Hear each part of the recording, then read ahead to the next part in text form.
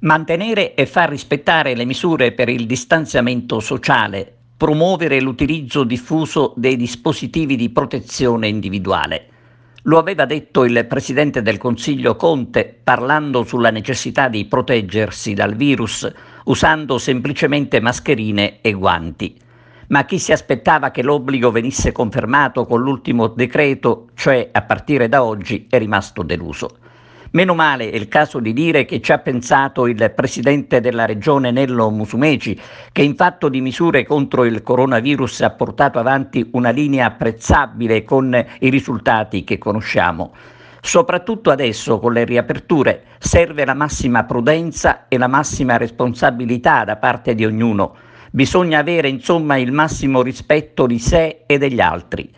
Non ci si può comportare come purtroppo molti ancora fanno, dimostrando di non aver capito proprio nulla, rischiando le sanzioni per assembramento come quelle a carico dei giovani sorpresi al quadrivio Spinasanta.